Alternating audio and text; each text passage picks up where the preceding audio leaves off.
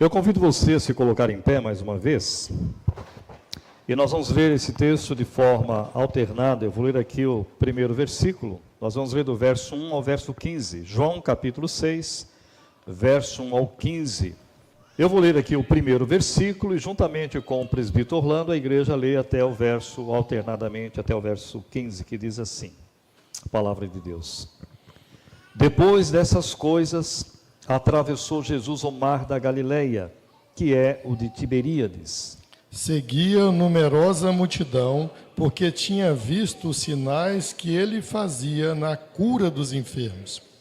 Então, subiu Jesus ao monte e assentou-se ali com os seus discípulos. Ora, a Páscoa, festa dos judeus, estava próxima. Então Jesus, erguendo os olhos e vendo que grande multidão vinha ter com ele, disse a Filipe: onde compraremos pães para lhes dar de comer? Mas dizia isso para o experimentar, porque ele bem sabia o que estava para fazer. Respondeu-lhe Filipe: não lhes bastariam 200 denários de pão para receber cada um seu pedaço?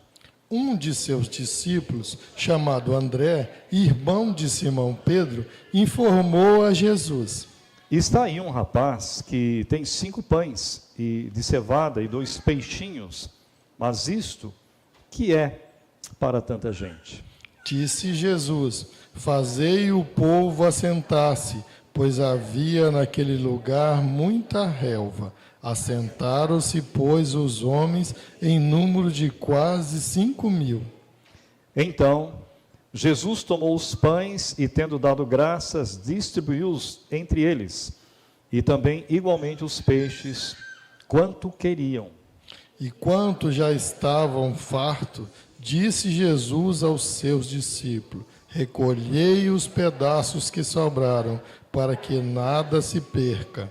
Assim, pois, o fizeram e encheram 12 cestos de pedaços dos 5 pães de cevada que sobraram aos que haviam comido. Vendo, pois, os homens o sinal que Jesus fizera, disseram: este é verdadeiramente o profeta que devia vir ao mundo. Sabendo, pois, Jesus que estavam para vir com o intuito de arrebatá-lo, para o proclamarem rei, retirou-se novamente sozinho para o monte. Pai bondoso, mais uma vez nós nos colocamos nas tuas mãos, rogamos de que a nossa mente, o nosso coração esteja atento àquilo que o Senhor tem a nos dizer, que o teu Espírito Santo fale ao nosso coração, trazendo alegria, trazendo conforto, trazendo a exortação, alimentando a nossa alma que tanto nós precisamos. Oramos agradecidos no nome de Jesus. Amém. Pode sentar, queridos. Por ter curado um homem em um sábado, queridos, Jesus sofreu forte oposição dos judeus e já não podia estar seguro em Jerusalém, razão pela qual se afastou para a Galileia. E ele se afastou com os discípulos, o contexto vai dizer isso, que ele se afastou para poder descansar, né?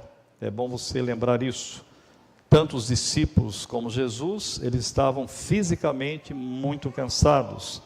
O evangelista João tem um propósito bem claro nesse livro, isto é, no seu evangelho, levar seus leitores a completarem, ou melhor, a contemplarem a pessoa e a obra de Cristo, a fim de colocarem nele a sua fé. Lá no capítulo 20, versículo 31, você vai ver isso, né? Esses milagres, tudo que eu escrevi aqui, o propósito dele é para que vocês creiam, e vocês crendo, vocês sejam o quê? Salvos. Então você vê lá no capítulo 20, verso 30 e 31. O milagre, queridos, da multiplicação dos pães e dos peixes é o mais documentado e o mais público dos milagres. Está registrado nos 4 evangelhos. Antes da multiplicação de pães e peixes por Jesus, os evangelhos sinóticos, os evangelistas, ainda nos informam que ele curou os seus enfermos. Vários textos aqui que eu não vou citar aqui porque o tempo não nos permite.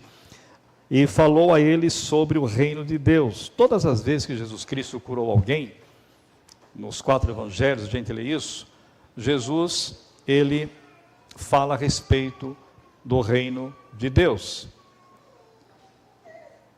É bom a gente lembrar disso, queridos. Jesus não é curandeiro, nunca foi, nunca será. Ele é Deus, e ele não é médico. Eu sei que tem irmãos que oram aí para falar, o Senhor que é o médico dos médicos. Não, Jesus não é médico, queridos, ele é Deus. Não está errado você falar isso, mas toma muito cuidado quando você ora assim, para você não limitar Jesus Cristo apenas como médico. Ele é muito mais do que isso. Ele não é curandeiro, ele é o próprio Deus, é o Criador de tudo e de todas as coisas. Jesus estava profundamente, queridos, tendo uma compaixão, já que eram como ovelhas que não têm pastor. Você vai ver no versículo, no texto que nós lemos, no capítulo 6, você vai ver no versículo 2 que diz assim, olha: seguiam numerosa multidão, porque tinham visto os sinais. Sinais aqui é milagre, viu? A tradução aqui é milagres, né? Quando se fala de milagres, é extra-humano, né? É sobrenatural, tá bom? Você ser curado de uma dor de cabeça não é milagre, viu, meu querido? E nem de enxaqueca. Há um monte de remédio que você toma aí, que os médicos passam, logo em seguida você está muito bem, né? Aí depois você tem algum problema na sua vida, uma preocupação excessiva, sei lá o quê, ou comeu alguma coisa que não devia ter comido, a enxaqueca volta de novo. Então não é milagre. Se fosse milagre, você não ia ter enxaqueca mais, viu?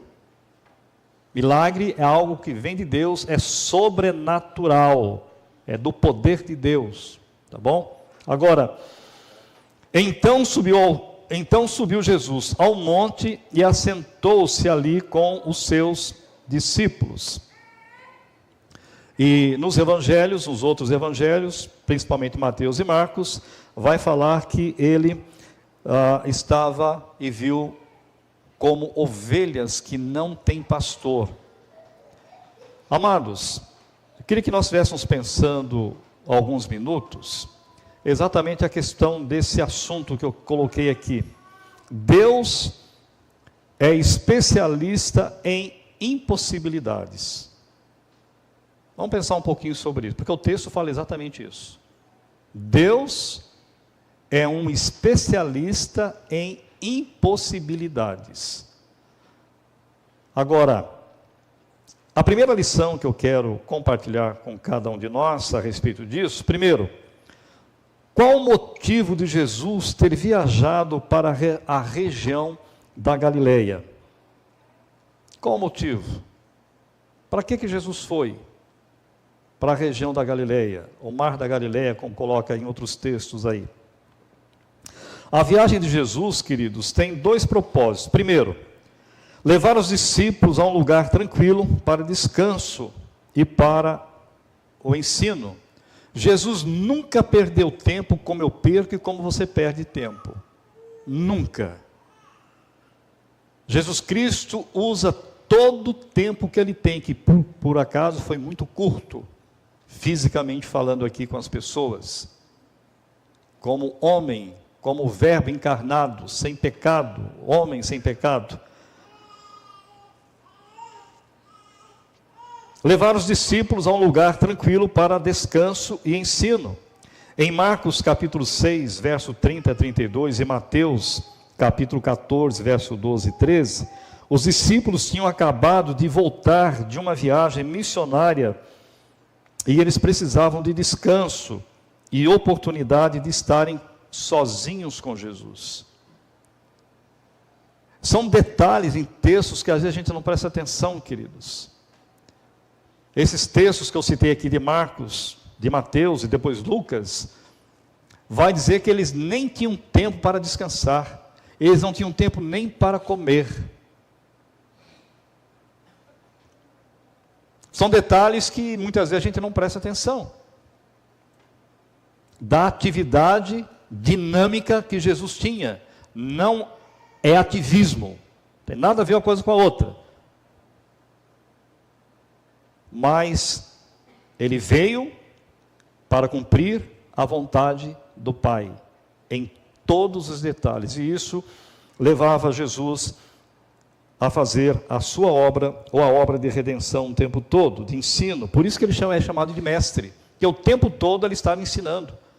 O tempo todo, por isso que algumas pessoas diziam e confessavam que ele ensinava não como quem? Como os fariseus, mas ele ensinava com autoridade, porque ninguém falava da maneira como ele falava. Ninguém ensinava da maneira como ele ensinava. Várias vezes nos evangelhos você vai ver isso. Não havia oportunidade para descanso na movimentada cidade de Cafarnaum. Você lendo o contexto, você vai ver que o propósito era para ir para Cafarnaum. Mas não, Jesus vai para um lugar deserto. O texto de João vai falar isso. Vai para um lugar deserto, vai para um outro lado, para poder descansar juntamente com os discípulos. Além disso, queridos, Jesus tinha acabado de receber a chocante notícia, sabe do quê? Da morte de João Batista. Dentro do contexto você vai ver isso. Os capítulos anteriores, o capítulo 6 de João. Eu queria que você lembrasse que Jesus Cristo era homem, perfeito, santo, sem pecado.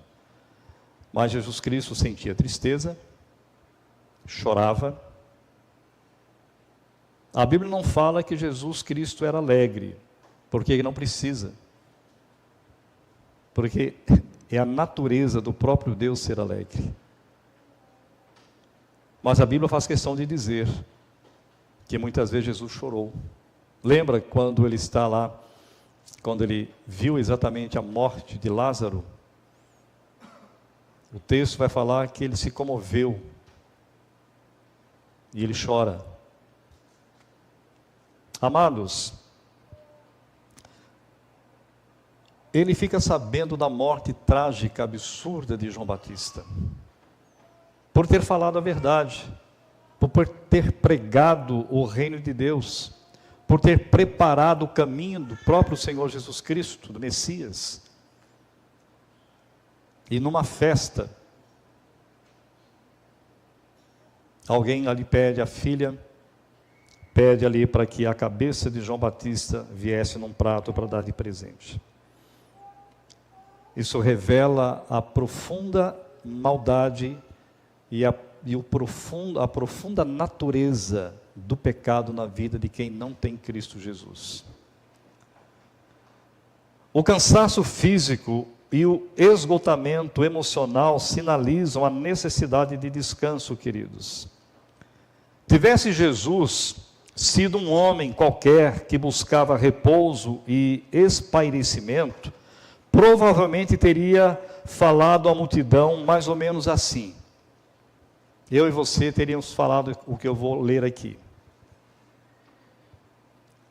Viemos para cá a fim de achar paz e tranquilidade. Por favor, vão para casa.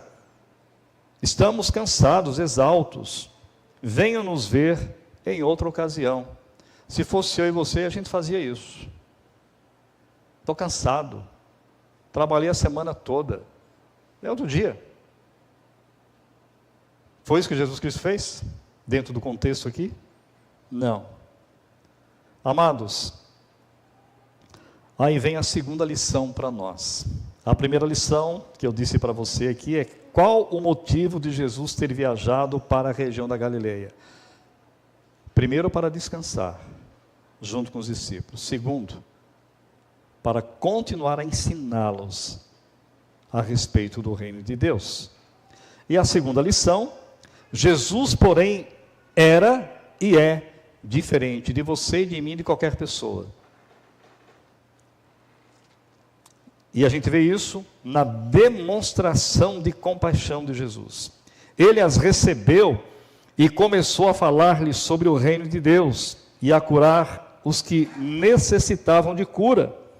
Ele realmente recebe os que vêm perturbar seu repouso, queridos, porque seu coração estava cheio de compaixão por eles.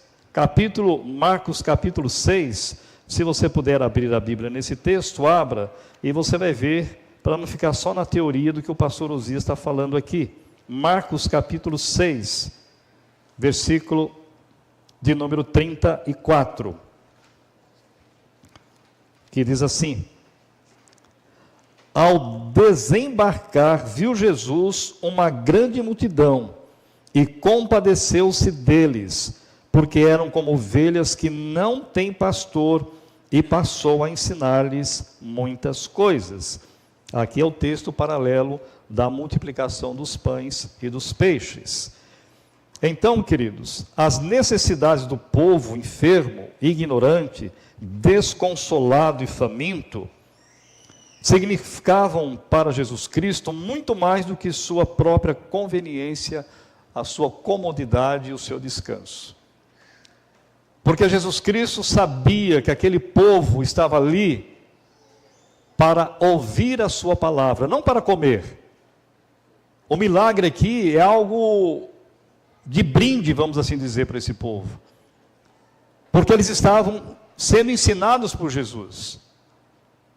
Jesus estava explicando o reino de Deus a eles. E passa o dia. E a noite está próximo de chegar. Ele está cansado com os discípulos. Mas ele coloca o seu cansaço de lado. E ele fala para os seus discípulos: são ovelhas que não têm pastores. E eu vim para isso, eu vim para pastoreá-los. Eu não estou preocupado mais com o meu cansaço. Agora, amados, é nesse momento que os discípulos, provavelmente todos juntos, se acercam de Jesus. E eles aconselham Jesus, queridos, a despedir a multidão, que era a coisa mais lógica. Você faria a mesma coisa. Quando você vê, eu não sei o que é uma multidão de 5 mil pessoas. Eu nunca preguei para uma multidão de 5 mil pessoas. Eu não sei o que é isso. Sei pelas redes sociais. Você sabe o que é você estar presente ali? 5 mil, 10 mil pessoas? Você não sabe o que é isso. Jesus sabia. E ele estava lhe ensinando a respeito do seu reino. Agora, amados, os discípulos aconselham Jesus: Senhor, despede essa multidão para que busquem comida e alojamento nas vilas e nos campos vizinhos. É algo racional, queridos. É algo que você e eu, se nós estivéssemos presentes lá, nós faríamos a mesma coisa. Lembra do tema que eu sugeri aqui? Deus é especialista nas impossibilidades. Nunca esqueça isso. Eles apresentam a sua razão, os discípulos, porque aqui estamos em lugares ermos. Jesus saiu para descansar num lugar deserto. E o povo ficou sabendo e vai todo mundo, vamos atrás dele. Em outros termos, queridos, o texto vai dizer para nós que um denário, na verdade o texto não fala sobre isso, mas é uma explicação do denário. Um denário era aproximadamente a quantia paga a um trabalhador por um dia de trabalho. 200 denários de pães significavam um salário de mais de meio ano, uma quantia profundamente substancial. É muito dinheiro. Para o quê? Para alimentar quase 5 mil pessoas. Só que esse quase 5 mil pessoas é muito mais do que isso. Porque o texto vai dizer que só é contado homens. Agora, vamos fazer uma matemática rapidamente aqui. Rápida. Se cada homem fosse casado ali, tinha uma mulher, não tinha? Então isso vai para 10 mil pessoas. Se cada casal tivesse um filho apenas, vai mais 5 mil pessoas. 15 mil. Não estou exagerando e não estou dizendo que o texto diz isso, por favor. Mas pelo fato do texto dizer que não é contado as mulheres e nem as crianças, você pode ter certeza que era muito mais de 10 mil pessoas. Pode ter certeza disso. Agora, em outros termos, a cidade não possui todos os tipos, isso é, as cidades vizinhas ali onde Jesus estava, num lugar longe, deserto, era uma região desolada e não encontraremos alimentos. É isso que os discípulos estão dizendo para Jesus.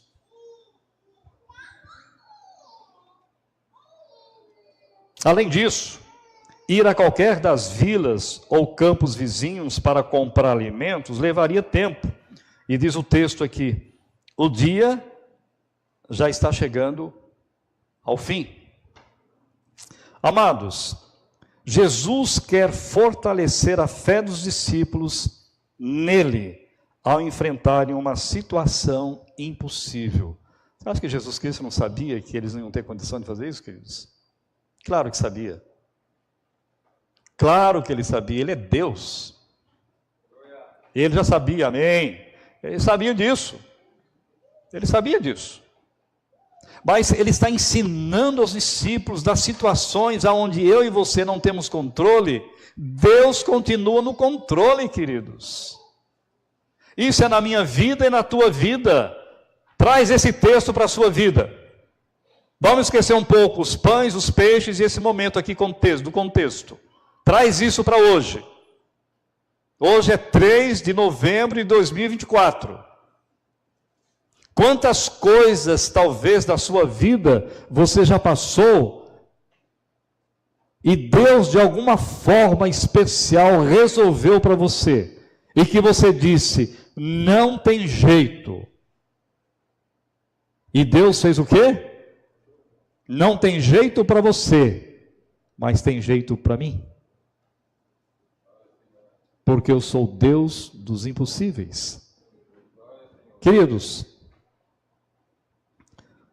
muitas vezes Jesus Cristo quer fortalecer a minha fé nele e na sua palavra.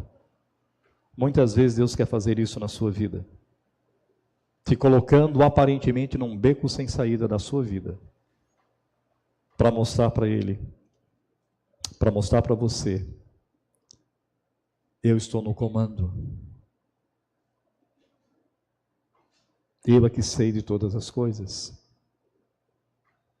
Eu sei o que você está passando. Amados, como Filipe, 5 pães e 2 peixes. Todo cristão, cedo ou mais tarde, enfrentará um teste que a matemática declara ser impossível de solucionar. Como Filipe, 5 pães, 2 peixes e cerca de 5 mil pessoas com fome. E a pergunta do texto é no verso 9. O que é isso para tanta gente? O que é isso? 5 pães e 2 peixes. O que é isso para tanta gente? Queridos, nós somos tão limitados, somos tão fracos, tão frágeis, que quando você volta para o livro de Gênesis, lá no capítulo 22 de Gênesis, versículo 1,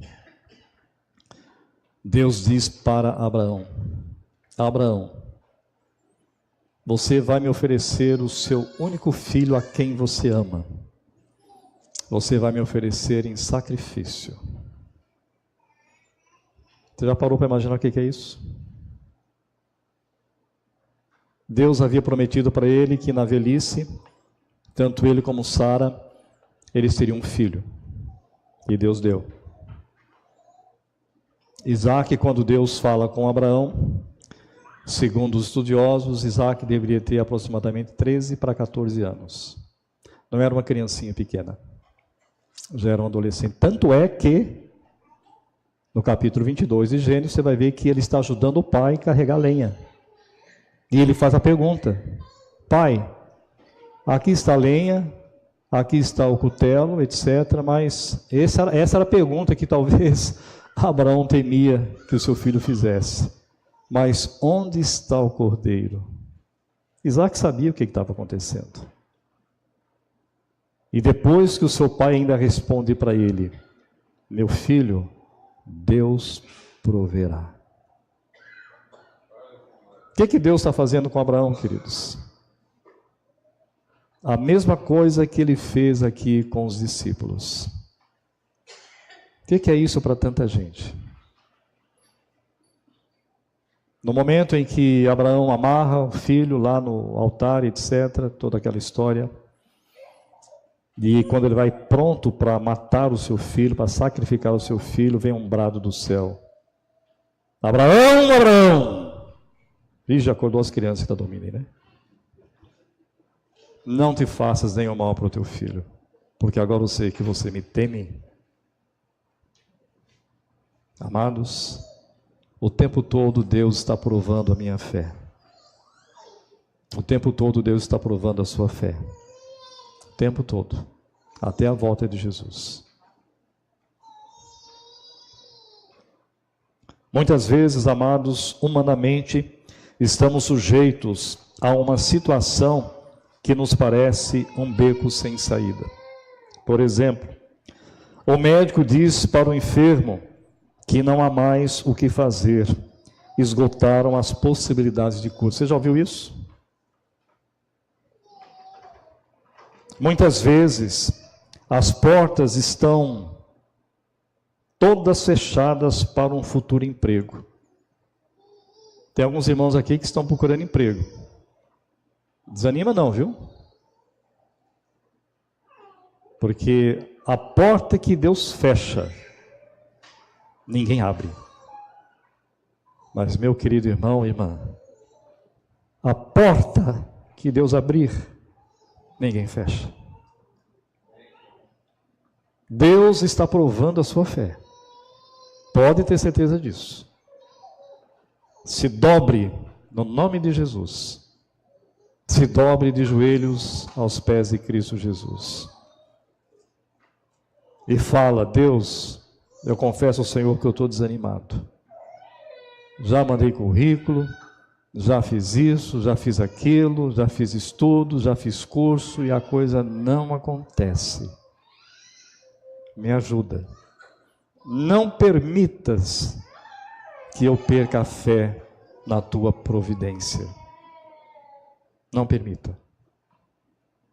Amados, não é profano em reconhecer o tamanho do desafio. É por isso que Jesus Cristo não puxa a orelha de Filipe e dos discípulos.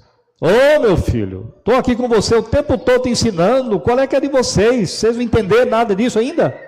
Não, queridos. Aí Deus levanta André, que é um dos apóstolos também, e dá um recado para Jesus: olha, tem um rapaz ali, uma criança, que tem 5 pães e 2 peixes. E aí vem a pergunta: o que é isso para tanta gente? O que é que Jesus faz? Você está certo, é verdade mesmo. Deixa esse pãozinho para o rapaz comer lá. Vamos todo mundo para casa. Não, queridos. Jesus é profundamente ordeiro, organizador. Pede para o pessoal sentar na relva, na grama. Divide eles em grupos para ficar mais tranquilo, para vocês servirem esse pessoal.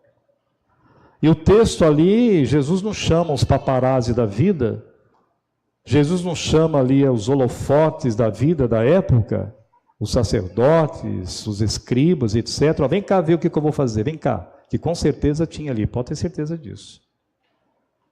Olha o que eu vou fazer aqui. Não, queridos. O texto vai dizer com muita simplicidade, porque ele é assim, Jesus. Ele simplesmente ora e agradece a Deus. Ponto. Pode distribuir. É assim que Deus trabalha na minha vida. É assim que Deus trabalha na tua vida.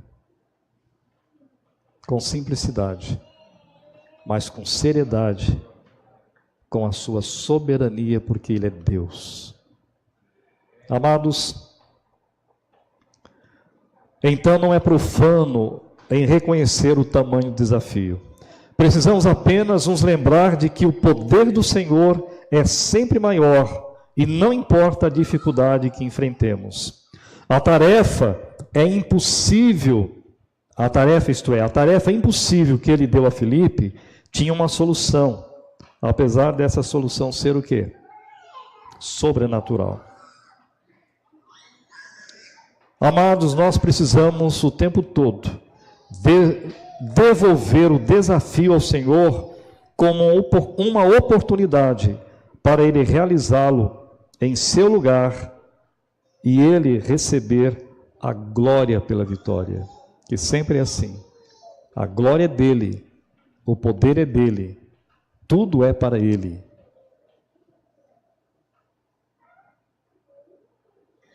O que está impossível na sua vida, na sua família? Reconheça que você é profundamente frágil. Você é profundamente limitado.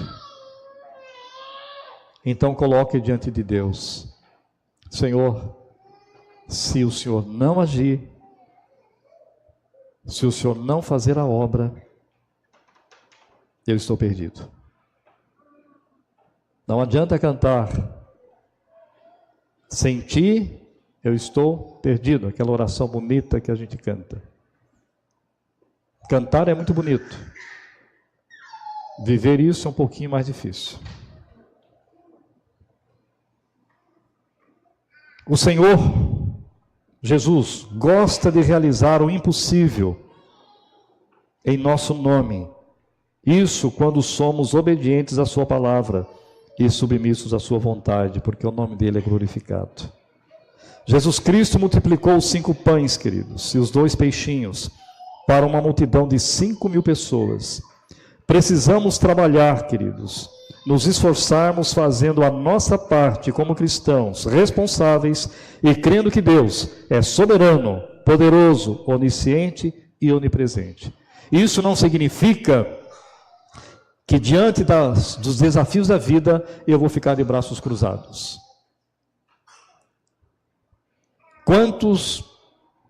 Quantas curas Deus já fez na sua vida, na sua família? Quantos casamentos Deus já restaurou, queridos? Quantos filhos Deus os restaurou trazendo de volta para si? Muitos. Muitos, queridos. É só você olhar para você mesmo. Quantas vezes você teve vontade de jogar a toalha, não é verdade? Quantas vezes? Mas Deus não permitiu. E Ele mostrou para você: olha, continua firme, olhando para o autor e consumador da fé, que sou eu, Jesus. E eu vou te abençoar. Amados, precisamos trabalhar, nos esforçarmos, fazendo a nossa parte como cristãos responsáveis e crendo que Deus é soberano, poderoso, onisciente e onipresente. Os discípulos só foram aprender isso e vivenciar isso após a ressurreição de Cristo Jesus. Lembra dos 2 discípulos que estão indo para Emaús, para a aldeia de Emaús. Jesus se apresenta a eles no caminho e eles não reconhecem Jesus. E Jesus faz a seguinte pergunta: o que vocês estão conversando? E eles têm a capacidade de olhar para Jesus e não reconhecer que é Jesus. O Senhor é o único que não sabe o que aconteceu em Jerusalém? Que Ele morreu, Ele prometeu que ia ressuscitar, já é o 3º dia. Aí Jesus dá um puxão de orelha, né, queridos? Ó, nécios, vocês são loucos para não crer tudo aquilo que os profetas disseram. Aí Jesus fala desde Moisés, preste atenção nisso. Leia lá capítulo 24 de Lucas.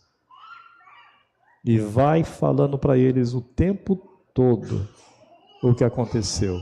E Jesus não falou para eles, olha, eu ressuscitou, estou aqui. Jesus faz menção de sair de propósito para continuar a caminhada. Eles dizem o que para Jesus? Senhor, já é tarde, fica conosco. E no partir do pão, na refeição, o Espírito Santo abre o coração deles, de tal forma que eles voltam cerca de 12 quilômetros à noite, os dois, correndo um grande risco para contar aos outros irmãos e irmãs: nós vimos Jesus, ele está ressuscitado. Queridos, para eles era um beco sem saída o que aconteceu com Jesus.